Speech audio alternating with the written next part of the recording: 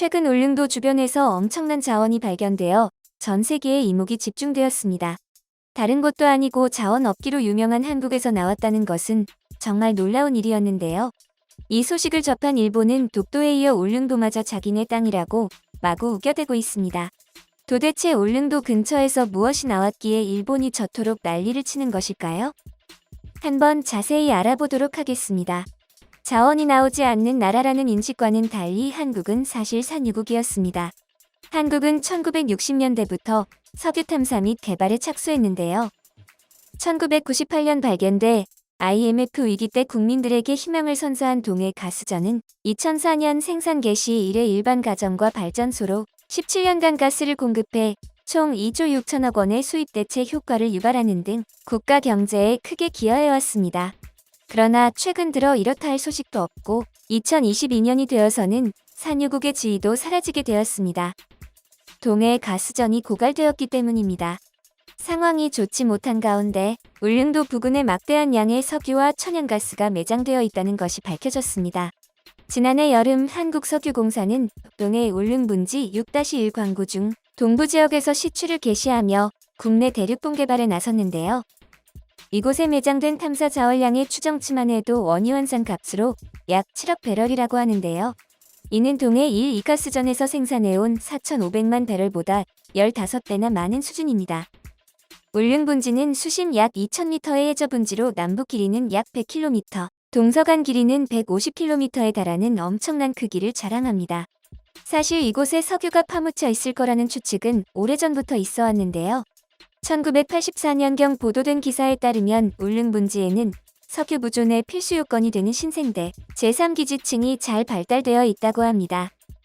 한국동력자원연구소의 김종수 박사가 동해의 대륙봉 및 해저 지질 탐사 자료를 토대로 동해의 해저 지질 구조를 해석하는 과정에서 이 해저 분지가 섬유 보존 가능성이 높은 곳이라는 결론을 얻게 되었던 것인데요. 서울대 자연대의 조성권 교수가 강릉에서 포항에 이르는 해역에서 실시한 대륙봉 해양물리 탐사에서도 울릉분지 서쪽 끝의 해저 샘플의 제2기 퇴적층의 발달이 두껍다는 결론을 내렸었죠. 한국에서 쉽게 볼 수 있는 지층은 아니었습니다. 보통 한국의 지층은 고생대 이전의 노년기지층이 대부분이어서 안정적입니다. 하지만 울릉분지 주변은 달랐습니다. 신생대 지층이었죠. 신생대 지층은 석유가 잘 나오는 지대입니다. 하지만 이것은 어디까지나 가설에 지나지 않았습니다. 실제 한다는 것을 증명하기 위해서는 직접 파봐야만 했는데요. 한국석유공사는 호주 최대 석유 개발 회사인 우드사이드와 함께 2007년부터 탐사 작업을 실시했습니다. 당시에도 탐사정 2개 공을 시추했었는데요. 그중 1개 공에서 가스를 발견했지만 경제성 부족으로 판단되어 개발 단계에 이르지는 못했습니다. 시간이 흘러 2019년 같은 광구에서 대규모 가스전을 발견할 가능성이 충분히 있다고 판단, 탐사 사업 재개를 하게 되었습니다. 그렇게 한국과 호주가 손잡고 조사한 결과 막대한 양의 자원이 울릉분지에 묻혀 있는 것을 증명하게 되었죠. 울릉도는 그야말로 기름 위에 떠 있는 섬이라고 말할 수 있을 정도입니다. 이 소식이 전 세계에 알려지자 온 이목이 집중되었습니다. 극심한 환경 오염으로 인한 지구온난화가 가속화되면서 국제사회의 많은 국가들이 지금 탈탄소 정책을 펼치며 석유와 석탄 사용을 억제하겠다고는 했지만 이상과 현실은 같을 수 없는 법이었죠. 한 나라가 가진 석유와 석탄의 양은 그 나라의 국력을 높여준다고 해도 결코 과언이 아닙니다. 국제에너지기구는 올해 새로운 보고서를 발표했는데 오펙 플러스가 석유 생산 목표를 만성적으로 달성하지 못하고 있으며 지정학적 긴장 고조 등 변수가 유가를 밀어올린 상황이라고 말하며 2022년 석유 수요는 증가하지만 공급은 이를 따라가지 못해 유가가 오를 것이라고 전망했습니다. 최근 러시아와 우크라이나 사이에 발발한 전쟁으로 뉴욕 증시에서 에너지 가격이 갑자기 폭등하기도 했습니다. 천연가스 가격이 $10 이상 상승할 거라는 전망도 나왔죠. 국제 정세가 심각할수록 자원의 가치는 더욱 높아지는 것입니다. 이런 상황에서 한국에서 막대한 석유가 나오게 되었으니 국제사회에 관심이 몰릴 수밖에 없었던 것이죠. 한국은 탈탄소 사회로 이전하기 전에 안정적인 자원 수급이 가능해졌습니다. 울릉분지에서 나온 석유를 오로지 한국 내에서만 쓴다면 2년 동안 수입하지 않아도 될 정도라고 합니다. 한국을 부러워하지 않는 게 이상하지만 그 중에서도 대놓고 빼앗으려는 나라가 있었으니 역시나 일본입니다. 사실 일본은 이전부터 울릉분지의 가능성을 알아보고 울릉분지를 멋대로 스시마분지라고 부르며 일본 것이라고 주장했습니다. 울릉분지를 가지기 위해 일본은 자꾸 주변에 탐사선을 보내더니 울릉분지 주변 가스전 개발에 성공하기까지 합니다. 일본의 자원개발 기업인 윙텍스가 시마네 현 앞바다에서 시추를 한 것이었습니다.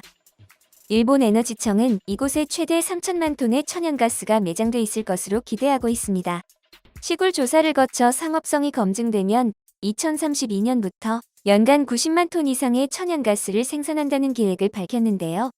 이곳은 울릉분지와 매우 가까운 곳이기 때문에 빨대 효과로 울릉분지에 묻힌 석유가 일본으로 넘어갈 가능성이 농후합니다. 빨대 효과란 지질 구조에 압력이 가해지는 경우 원유가 원래 있던 곳에서 다른 곳으로 이동하는 현상입니다. 한국에서 별다른 반응이 없어 선을 넘을 듯 말 듯 아슬아슬하게 건드려 오던 일본이 경악하는 일이 벌어졌습니다. 한국지질자원연구원이 26개 국가가 참여하는 국제공동해양 시추 프로그램 사무국을 통해 동해 울릉분지 과학 시추 연구를 최종 승인받은 것입니다. 해당 연구에 참여하는 전 세계 과학자들은 모든 보고서에 동해 울릉분지 지명을 사용해야 하는 만큼 일본이 주장하는 일본의 스시마분지 등은 쓰이지 않게 되고 국제사회에서 그 단어들이 완전히 사라질 가능성도 있기에 이번 승인이 국제적 지명 확립에 큰 기여를 할 것으로 보입니다. 이 소식을 접한 일본인들은 고상한 척하며 분함을 드러냈는데요. 과학에 기초하면 그쪽은 불리해지지 않을까? 유라시아 대륙의 동쪽 끝 부분이 지각 변동으로 서서히 태평양 쪽으로 이동하면서 그 구덩이에 물이 고여 큰 호수가 형성되었고 그 후 더 큰 지각 변동으로 대륙으로부터 분리되어 일본 열도가 형성되면서 호수가 바다가 되었다. 일본 열도가 형성되면서 형성되었기 때문에 일본해라는 건데 동해라는 명칭에 무슨 과학적 근거가 있나? 한국에서 동해라는 명칭을 사용하는 것에는 문제가 없지만 해외에 알리는 것은 그만두는 것이 좋지 않나? 오히려 헷갈리게 된다. 한국에게는 동쪽이겠지만 일본에 있어서는 서쪽이고 황해는 서해라고 해서 중국의 트집을 잡힌다. 쓸데없는 일에 심혈을 기울일 힘이 있다면 다른 할 일을 해라.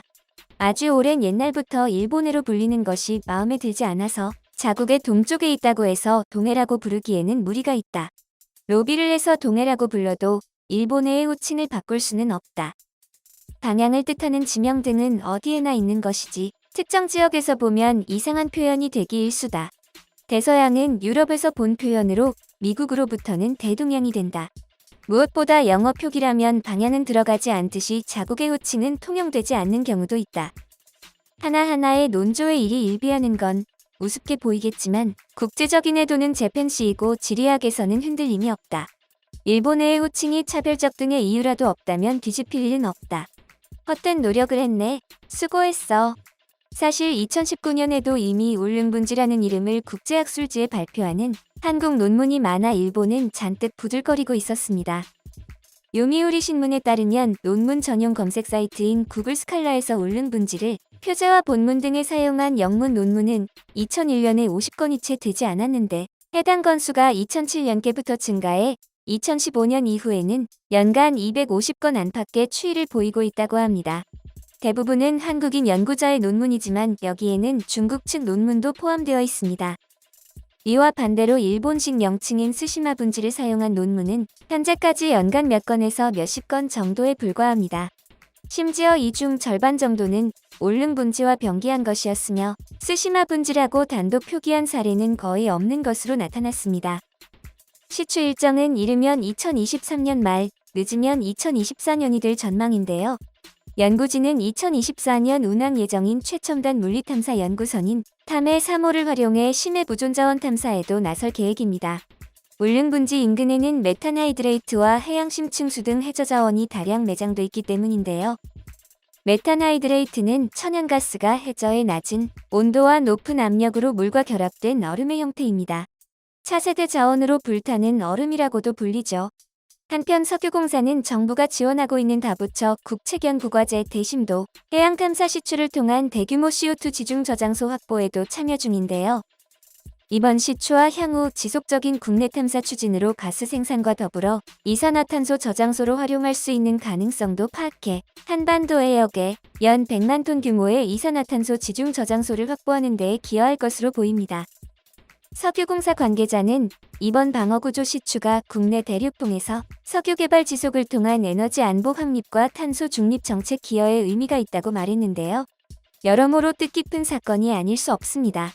모쪼록 시추가 잘 진행되기만을 바랍니다.